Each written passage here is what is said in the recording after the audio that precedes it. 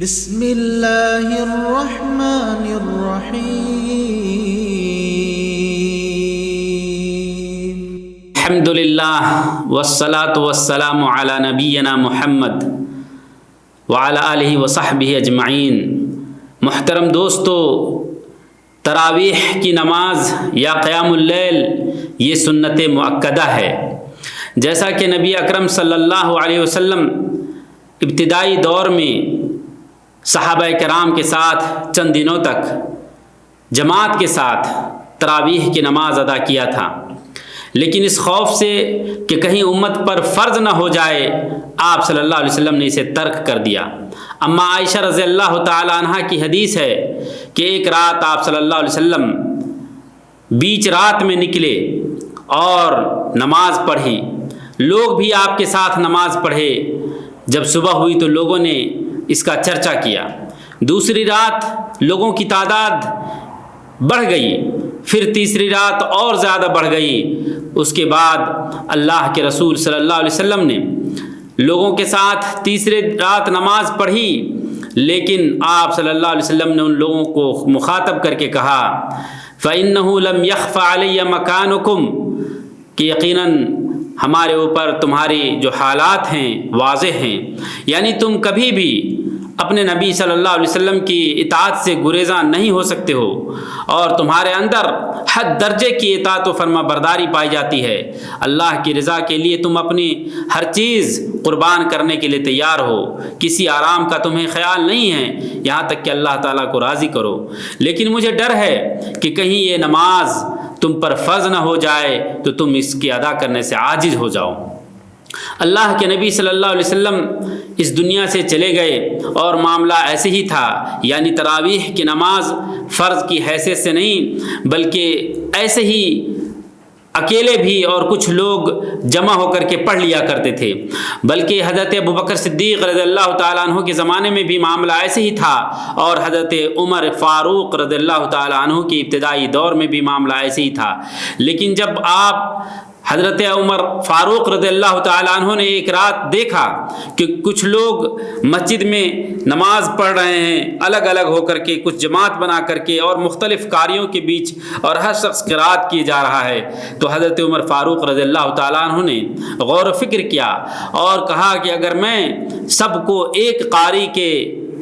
پیچھے جمع کر دوں کہ ایک ہی قاری پڑھیں، امامت کریں، اور ان کے پیچھے سارے لوگ تراویح کی نماز پڑھ لیں، اور پھر اس پر انہوں نے پختہ ارادہ کرتے ہوئے حضرت ابی بن کعب رضی اللہ تعالیٰ عنہ کی پر جمع کر دیا۔ یعنی یہ بخاری شریف کی روایت جس سے یہ بات پتہ چلتی ہے کہ جماعت کے ساتھ تراویح کی نماز پڑھنے کو حضرت عمر فاروق رضی اللہ تعالیٰ عنہ نے شروع کیا، اور اس وقت سے لے کر اب تک تمام مسلمان جماعت کے ساتھ نماز پڑھ رہے ہیں۔ رمضان المبارک کے مہینے میں نبی اکرم صلی اللہ علیہ وسلم نے تراویح اور قیام اللیل کے سلسلے میں ترغیب دیا اور فرمایا من قام مع الامام حتى ينصرف كتب له قیام لیلۃ، کہ جو آدمی بھی امام کے ساتھ قیام اللیل پڑھے گا یہاں تک کہ وہ امام پورے طور پر سلام پھیر لے، یعنی پوری نماز تک، تو اس کے لیے قیام اللیل کے برابر ثواب ملے گا۔ دوستو، جب مسلمان نماز پڑھتا ہے تراویح کی اور آخری رکعت تک پڑھتا ہے تو اس کے لیے قیام اللیل کا ثواب ملتا ہے۔ یعنی آپ بیچ نماز سے اگر چلے جائیں امام کو چھوڑ کر کے اور پوری تراویح کی نماز امام نے ابھی پوری نہیں کی ہے تو گویا کہ آپ کے اجر میں نقص رہے گا۔ نبی اکرم صلی اللہ علیہ وسلم کی حدیث ہے من قام رمضان ایمانا واحتسابا غفر له ما تقدم من ذنبه، جس نے رمضان کے اندر قیام کیا یعنی تراویح کی نماز پڑھی ایمان کے ساتھ کہ اللہ تعالیٰ نے ہمارے اوپر جو عبادتیں فرض کی ہے اور اللہ ہی کے لیے میں عبادتیں کر رہا ہوں، اور اسے احتساب کے ساتھ کہ اللہ تبارک و تعالیٰ ہمیں اس کا اجر دے گا، تو اس کی پہلی گناہیں معاف کر دی جائے گی۔ اس نماز کو صلاۃ تراویح اس لیے کہا گیا دوستو کیونکہ سلف صالح بہت ہی لمبی نماز پڑھا کرتے تھے، یہاں تک کہ وہ قیام کے وقت اپنی لاٹھیوں پر اپنے ڈنڈوں پر ٹیک لگا لیا کرتے تھے بہت زیادہ تھک جانے کی وجہ سے،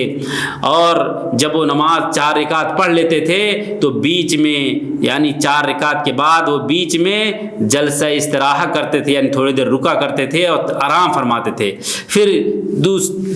6ٹھی رکعت کے لیے وہ کھڑے ہوتے تھے۔ تو اس سے پتہ چلتا ہے کہ تراویح کی نماز بہت ہی اطمینان کے ساتھ اور لمبی قرات کے ساتھ ہونی چاہیے۔ بعض مساجد کے ائمہ حضرات تراویح کی نماز میں بھی جلد بازی کرتے ہیں، یہ صحیح نہیں ہے، اور جو نماز کے اندر اچھی طرح سے نماز نہیں پڑھا تھا اللہ کے رسول صلی اللہ علیہ وسلم کے وقت میں، آپ کو پتہ ہے آپ نے فرمایا تھا ارجع فصلی فإنک لم تصلی، لوٹو اور اپنی نماز کو دوبارہ پوری کرو۔ اس سے پتہ چلتا ہے کہ ہر نماز کی خصوصیت ہے، لیکن تمام نمازیں اطمینان سے ادا ہوں گی، اور تراویح کی نماز کے اندر قرات رکوع سجود زیادہ ہوں گی کیونکہ یہ قیام اللیل ہے۔ اہل علم نے کہا ہے کہ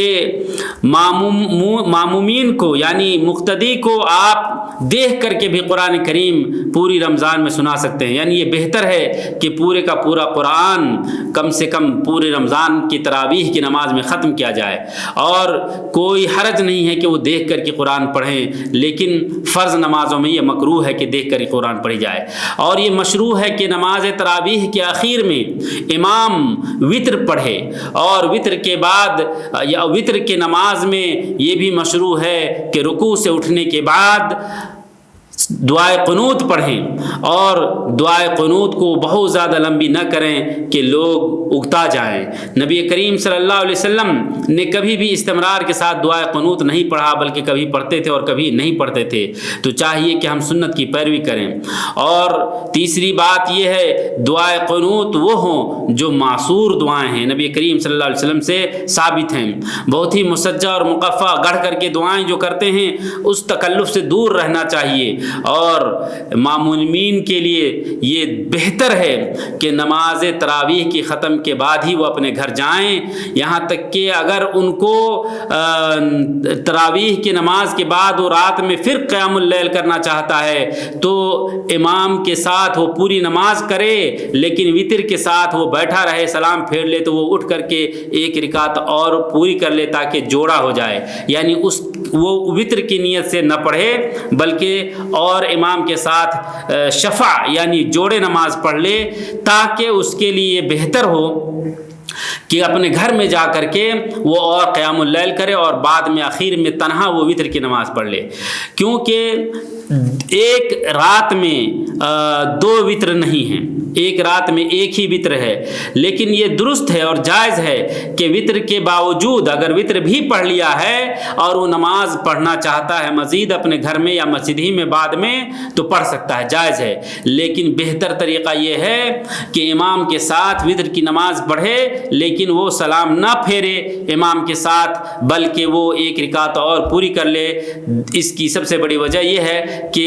اللہ کے رسول صلی اللہ علیہ وسلم نے فرمایا کہ یہاں تک کہ امام پوری نماز پوری کر لے گا تو اس کو قیام اللیل کا ثواب ملے گا، تو امام کے ساتھ پوری نماز کر لے گا اور وہ وتر کی نماز وتر نہیں وہ پڑھے گا، یعنی وتر کی نیت نہیں کرے گا، امام کے ساتھ وتر پڑھے گا لیکن 1 رکعت پوری کر کے شفع اور جوڑا کر لے گا، پھر آخر میں جا کر کے وہ اپنے گھر میں جتنی رکعت نماز پڑھنا چاہے پڑھے، لیکن 2 رکعت پڑھے اور